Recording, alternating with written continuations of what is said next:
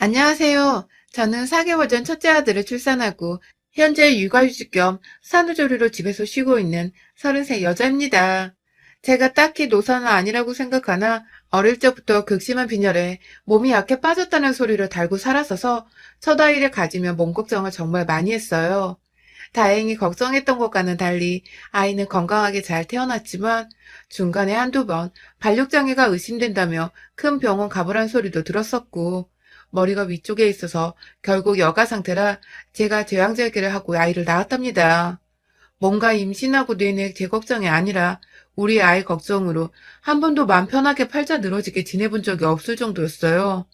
그렇다 보니 육아휴직도 남들보다 빠르게 임신을 했다는 거 알고서 한 달도 안 되어 육아휴직을 결심했고, 그로부터 4달도 안 되어 임수인계만 끝나고 바로 육아휴직을 신청했어요. 대기업을 다니고 있었고 복지가 좋은 회사이긴 했지만 육아휴직을 1년 정도 쓴다는 게 결코 쉬운 일이 절대 아니었는데 그때는 오로지 제 머릿속에 아이 생각밖에 없었던 것 같습니다. 결혼을 29에 했는데 결혼과 동시에 아이를 너무나도 원했었던 시댁 어른들과 남편, 그리고 덩달아 옆에서 조급해하니까 저조차도 아이가 정말 필요하구나 싶기도 했고, 또 나중에 가서는 제가 더 아이를 가지고 싶어 안달나 했었죠. 그렇게 모두가 염원하고 기다리기만 했던 아이가 고맙게도 더 늦기 전에 찾아와 주었고, 이 아이를 내가 몸 관리를 못해 잃으면 안 된다는 생각에 처음부터 긴장을 바짝 하고 뱃속 아이 케어를 했습니다. 일은 육아휴직이었기 때문에 아이를 낳고 나서는 누가 애를 키워줘야 할까 잠시 걱정도 했으나 올해부터는 부부가 공동으로 육아휴직을 쓸 수도 있고 남편도 공기업을 다니는지라 육아휴직을 쓰는 게 수월해서 번갈아 휴직을 내며 아이를 키워내기로 했죠. 직장을 다니면서 한국 사회에서는 여전히 육아휴직을 쓴다는 것 자체가 결코 만만한 일도 아니었고 공백기 동안 나의 커리어가 무너져 간다는 것을 어느 정도 감수해야 했는데 남편도 흔쾌히 육아휴직을 쓰고 아이를 키우겠다고 먼저 말을 해줘서 내심 마음속 짐을 한 번 덜어낸 듯한 기분이었죠. 그렇게 아이를 가진 후 저는 두문분출하며 집안에서 시간을 보냈습니다. 임신을 한 당시에는 코로나가 우리나라에 퍼지기 직전이었지만 왜인지 임신 초기라며 밖에서 오래 걷거나 무리하는 것에 겁이 났었거든요. 남들 눈에는 유별나게 보일 수 있었겠지만 저는 제 아이만 건강하게 자라나면 될 문제였기에 남들이 어떻게 보건 상관없이 그냥 집에서 웬만한 장복이나 필요한 것들은 온라인으로 잘 구매하며 안전히 시간을 보냈죠. 살을 더 찌워야 아기가 지낼 공간이 더 편안할까 싶어서 먹는 것도 잘 챙겨 먹고 아이한테 좋다는 음악을 듣거나 책을 수시로 읽어보며 우리 애가 뱃속에서 좋은 기억들만 안고 세상 밖에 나올 수 있도록 자잘한 것들까지도 신경을 썼습니다. 코로나가 터지고 나서는 더욱 바깥 활동에 겁이 나기도 하고 혹시나 하는 마음에 외출을 삼가했어요. 늘 출퇴근을 해야 해서 어쩔 수 없이 사람들 틈에서 어울려야 했던 남편마저도 혹여나 하는 마음에 자신이 먼저 시댁에서 출퇴근을 당분간 하겠다며 아이랑 안전히 둘이 머무르라고 해서 저도 알겠다고 했고요. 내내 함께 살았던 한결같은 사람이란 거 잘 알았기에 퇴근하고도 할 줄 아는 것이라고는 게임이나 소설책 읽는 거 말고는 딱히 취미생활도 없던 사람이란 걸 잘 알았기에 남편이 시댁에서 자겠다는데도 그닥 불안하거나 의심하는 마음은 들지 않았습니다. 우리가 누구보다 뱃속의 아이를 잘 키워내고 싶은 마음을 가졌다는 것을 서로 알고 있었기에 웬만하면 코로나 때문에 죄 없는 어린아이가 피해를 입는 것을 어떻게든 막아보고자 한 방법이었죠. 그런데 아직 결혼 안 한 우리 형님은 남편이 시댁에 짐 싸와서는 출퇴근을 한다고 하니 화가 잔뜩 나셔서는 저한테 전화를 하셨더군요. 옳게 그렇게 안 봤는데 수은 여우였구나? 하면서 임신한 동생 와이프한테 여우라고 빈정상한 말을 던지질 않나. 하다못해 여우라고 한 이유도 제가 힘들지 않고 남편을 밖으로 출퇴근시키고 있다면서 남편이 시댁으로 온 바람에 자기 엄마만 아침 차리고 저녁 차리느라 죽어난다고 하더라고요. 형님 말씀이 너무 심해서 기분이 상하고 상처도 받았지만 입장 바꿔 생각해도 그럴 수 있겠다 싶어서 아차 싶었어요. 남편은 아침을 웬만하면 먹지 않고 저녁도 저하고 번갈아 가면서 집에 먼저 도착한 사람이 차리곤 해서 집에서 딱히 남편 하나 때문에 살림살이 피곤해질 것이 없었는데 남편도 시어머니 앞에서는 아들인 건지 주시는 밥을 그냥 얻어먹기만 하고 있었나 보더라고요. 시어머니도 분가했던 아들이 오랜만에 집에서 먹고 자고 하니까 신경 써서 더 밥을 차려주고 싶으셨던 것 같고요. 형님한테는 불이 나게 말씀을 드렸습니다. 제 아이 때문에, 그리고 코로나 때문에 남편이 먼저 시댁 가서 지내겠다고 말을 꺼냈다고. 그러니 오해하지 마시고 저도 남편한테 어머니 힘들게 하지 말라고 말을 잘 해보겠다고 말이죠. 하지만 제 말은 형님을 더 빈정상하게 하는 꼴이었습니다. 본인 말을 고자질하겠다는 소리냐고. 굳이 아닌 거 뻔히 아시면서 곡해서 해석하시며 임신한 사람한테 소리를 빽빽 질러대시는데, 정말 얘 임신한 후로 그 정도의 심한 스트레스를 받아본 적은 처음이었습니다. 사실 형님은 처음 결혼을 할 적부터 저한테 열등감인지 뭔지 늘 안 입고 온 표정으로 쳐다보며 말을 툭툭 던져대곤 했어요. 제가 대기업을 다니고 있고 나름 학교도 좋은 곳을 나와서 한 번도 대충 살아본 적이 없다고 자부하는 제 인생을 형님은 늘 피곤해, 유별나 하면서 까내리기 바쁘셨고 정작 본인은 취업도 제대로 해본 적이 없고 대학도 이름 모를 3년제 대학을 나오셨으면서 제가 노력해서 얻은 결과들을 자꾸만 필요없는 것들이라며 인생 헛살았다고 비꼬기만 하셨어요.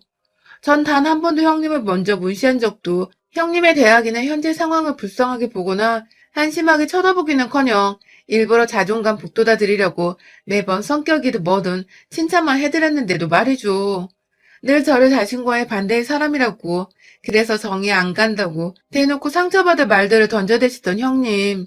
그날 전 어찌저찌 저한테 또 화가 난 형님을 잘 풀어드리고 전화를 끊었어요. 비록 형님이 됐어 네 맘대로 살아 하며 툭 일방적으로 전화를 끊으며 대화는 중단되긴 했지만 제 딴에는 제가 변명할 수 있는 말을 다 꺼내봤습니다. 그리고 이내 남편한테 전화를 했어요. 아무리 형님이 고자질이네 뭐네 하면서 저한테 말을 하지 말라고는 하셨으나 전 도저히 이런 취급을 형님한테 받을 이유가 없었기에 억울하고 분했거든요. 임신했을 땐 축하한다는 연락도 없었고 얘는 잘 자라고 있냐며 조카 안부 한번 물어본 적이 없는 인간이었는데 이렇게 오랜만에 연락이 와서는 한다는 소리가 남편을 시댁에 보낸 여우라니 참 헛웃음이 나오는 대목이었습니다. 아무튼 남편한테 하소연을 하다 보니 그간 남편도 시댁에서 출퇴근을 하며 보니 백수로 있는 자기 누나꼴이 말이 아니라 생각을 했나 보더라고요. 심지어 남편은 밖에서 돈이라도 벌어오고 시어머니께 생활비로 용돈을 더 얹어드리고 있었는데 시누이는 백수로 지내며 집안에서 24시간 붙어있는 와중에 자기 동생이 집구석에 들어왔다고 처음부터 짜증을 내더니 그걸 굳이 시어머니 힘들다는 핑계를 대면서 저한테 남편 데려가라고 전화를 한 것이었습니다. 그러니까 한마디로 제가 이래라 저래라 할 입장은 아니지만 그 집구석에서 시누이도 시어머니 힘들다는 소리를 할 자격은 못 되었던 것입니다. 그래도 참았어요. 거기는 어쨌든 시누이 집이고 시부모님은 시누이의 부모님이니까 나보다 이러쿵 저러쿵 하면서 시어머니를 대변할 자격이 된다고 생각을 했거든요. 그래서 웬만하면 앞으로 걸려오는 시누이 전화는 받지 않으면서 아이 태교하는 데에 더욱 힘쓰고자 했습니다. 남편도 다신 전화 받지 말라며 신신당부를 했고요. 그때부터 저는 시누이를 일절 멀리하며 기피했어요. 남편이 제대로 따지지 않았던 것인지 그로부터 한 3주간은 정말 미친 듯이 전화가 오고 왜 안 받냐고 예의를 밥 말아먹었다는 욕설 담긴 문자도 많이 보냈어요. 혹여나 싶어 핸드폰을 멀리하고 살았는데 미친 듯 몰려온 욕설 문자에 저는 그걸 다 그대로 남편한테 전송을 했고 남편이 그제서야 제대로 신우한테 절 건들지 말라고 발악 아닌 발악을 했는지 거의 막달이 되어 갈 때까지 다행히도 신우이는 더 이상 연락을 하지 않았어요. 그 사이 태아는 코로나로부터 면역을 가지고 태어난다는 뉴스들이 하나둘 들려오면서 남편은 다시 집으로 돌아왔고 남편 내조와 더불어 출산 준비와 동시에 다가올 회사 복귀 준비로 슬슬 여념없던 그때 출근한 남편 없이 집에 혼자 있는데 누군가 배를 눌렀습니다. 입구에서 비밀번호 한 번을 더 누르고서야 건물 안으로 들어올 수 있는데 친정엄마가 말도 없이 찾아오셨나 싶어서 황급히 문을 여니 거기엔 다른 사람도 아닌 시누이가 서 있었습니다. 정말 소스라치게 놀라버렸죠. 마지막으로 통화를 했던 게 너무 안 좋게 끝났었으니까 살짝 마주하기 민망하고 어색하기도 했거든요. 형님, 어쩐 일이세요? 하면서 놀라 여쭤보니 형님은 응, 곧 출산할 테니까 선물 좀 챙겨왔어. 하면서 문을 밀치고 들어왔어요. 현관 입구에 딱 내려놓은 선물 꾸러미들. 아, 역시 형님도 결국은 남편의 누나고 내 아이의 고모구나 하면서 잔뜩 감사한 마음으로 부풀던 그때 뭔가, 뭔가 기분이 퍽 구려지기 시작했습니다. 아니, 글쎄, 그 선물 꾸러미 한가운데에 웬 흰꽃이, 국화꽃이 세워져 있더라고요. 아니, 새 생명 태어나는 집에 꽃은 좋은데 장례식 갈 때 사가는 국화꽃이 웬 말이냐고요. 이거 완전 그 옛날 유명했던 혼성그룹에서 여자 멤버들끼리 서로 병문안 갈 적에 국화꽃 사들고 갔던 게 막 오버랩 되면서 그제서야 깨달았어요. 인연이 절 축하해주기 위해서가 아니라 엿먹이려고 찾아온 것이란 걸요. 그날 저는 태어날 아기에겐 하나도 필요 없는 출산을 하고도 모유 수유를 조심해야 하는 소주랑 맥주, 그리고 여러 가지 안주거리들을 형님으로부터 잘 싸여진 포장지 안에 선물을 받았고, 내내 표정 관리가 되지 않은 똥 씹은 표정으로 형님을 마주대했으나, 형님은 끝까지 집안에서 배고프다며 라면을 삶아 먹고, 자신이 선물한다고 가져온 소주병 하나를 까서는 몇 잔 술까지 기울이고서 취했다며 지발로 나서 집으로 돌아갔습니다. 너무 순식간에 몇 시간 만에 일어난 일인지라 형님이 나간 후에도 내내 멘붕이었습니다. 태어나서 이렇게 누군가로부터 노골적인 모욕을 당해보는 건 살다 살다 정말 처음이었습니다. 제 아무리 내가 미웠어도 이제 막 세상을 보려는 아기를 품고 있는 올케한테 국화꽃을 선물하고 술병들을 절 유양거름에 가져오다니 도대체 어떻게 살았길래 생각하는 게 이렇게 무식하고 저렴하고 이기적인 건지. 퇴근 후 돌아온 남편은 현관에 가득 놓여진 술병들을 보며 당신 이거 어쩌려고 산 거야? 하며 기절초풍을 했고 저는 제 손으로 불에 태운 국화꽃다발을 남편에게 보여주며 말했어요. 네 누나한테 가서 물어봐. 라고 말이죠. 그날 남편은 퇴근해서 집안에 제대로 발을 들이지도 못한 채 빠귀차선한 시댁으로 달려갔고 시댁 가는데 딱 30분 정도 차로 걸리는데 왕복으로 오고 간 시간까지 합쳐서 2시간 후에 다시 집으로 돌아왔어요. 씩씩거리며 돌아온 남편의 말을 들어보니 자신이 가서 누나 싸대기를 확 갈겨주고 왔다더군요. 왜인지 통쾌한데 한편으론 굉장히 불편했어요. 시댁에서 자식들끼리 몸싸움이 일어났으니 제가 나중에 시부모님 얼굴을 어찌 봐야 하나 싶어서 살짝 골 때리더군요. 그럼에도 내 자식한테 국화꽃 선물한 시누이가 제대로 혼쭐이 났을 거라 생각이 들어 그날 하루 종일 마음이 무겁고 서러웠는데 조금은 내려놓을 수 있었어요. 그렇다고 두 다리 뻗고 편히 자지는 못했고요. 그렇게 몇 번의 형님과의 시비가 붙어버린 후 저는 다행히 순산을 했고 곧이어 약간의 산후조리를 거치고 곧 복귀해야 할 회사를 생각하며 몸 관리도 나름 열심히 했고 동시에 육아 팁을 남편에게 마구 전수하면서 저 없는 동안 남편이 아이를 잘 케어할 수 있도록 하는 데 집중을 하고 있었죠. 그토록 원하던 손주여서 그런지 시부모님과 저희 부모님 할 것 없이 모두들 시도 때도 없이 저희 집에 오셨고 코로나로 늘 조심스러워 마음에 잘 내키진 않았지만 막상 이리도 좋아해주는 나이 드신 부모님께 아이를 안 보여주는 건 너무 가혹한 짓인 것 같아서 최대한 조심스럽게 아이도 보여드리며 잘 지내오고 있었습니다. 오히려 집안에 아이가 생겨서 양가에서 모두 웃음과 기분 좋은 관심이 끊이질 않았어요. 하지만 그런 화목함을 깨버리는 불청객이 하나 있었습니다. 명불허전 저희 형님이셨죠. 애가 태어났지만 이전에 껄끄러운 일들 때문인지 형님은 흔한 축하 연락도 없으셨고 코로나로 병원에 미처 못 오시고 내내 집에서 기다리시다가 시부모님이 아이를 보러 처음 저희 집으로 오셨을 때에도 형님은 옆에 안 계셨어요. 시어머님은 대충 형님이 바쁘다며 핑계를 대며 넘어가려 하셨지만 저는 다 알 수 있었죠. 형님이 내가 껄끄러워서 못 오시는구나 하고 말이죠. 뭐 제대로 된 사과도 받지 않았었기 때문에 안 보이는 게 오히려 나을 수 있다며 별로 신경을 쓰지 않았는데 지난 12월 연말 평일에 남편이 또 출근하고 없는 사이에 형님이 우리 집에 무작정 찾아왔어요.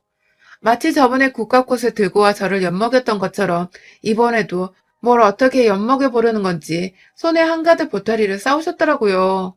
내심 겁도 나고 이걸 도대체 문을 열어줘야 하나 말아야 하나 문 앞에서 미친 척하며 고민하던 그때 아이가 밖에서 하도 문을 두드려대니 잠에서 깨버렸는지 와락 울어버리기 시작했습니다. 그 바람에 저는 아이가 있는 방으로 달려가 아이를 안고 밖에서 형님은 제가 집안에 있는 걸 단번에 알아채시고는 제 핸드폰으로 문자 하나를 보내셨어요. 더 기다리게 하면 문 따고 들어간다?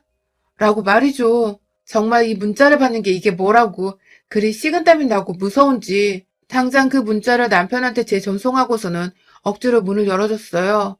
아이는 제품에서 여전히 울고 있고 형님은 인상을 팍 쓴 채 늦게 문을 열어준다며 투덜대고서 집 안으로 들어오는데 기분이 나쁜 건 둘째치고 재수 밥 말아 먹었는데 역 같더라고요. 무례한 것도 한두 번이어야죠.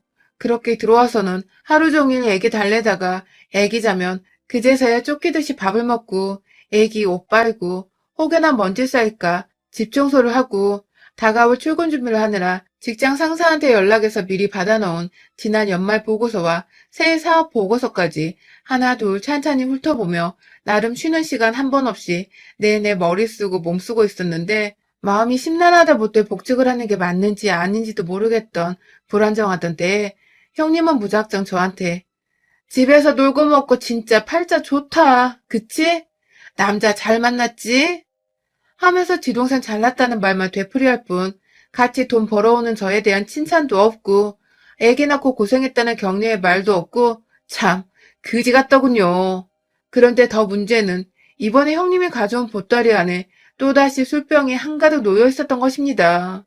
모유수로 술은 입도 못 대고 있었는데 조그만 애가 술맛을 알겠냐며 그냥 함께 술 마시고 회푸나 풀자고 태연히 소주 한 병을 따든 형님은 급기야 지난날 국화꽃을 언급하면서 너 설마 그때 내가 국화꽃 사왔다고 지금까지 삐져있는 거야?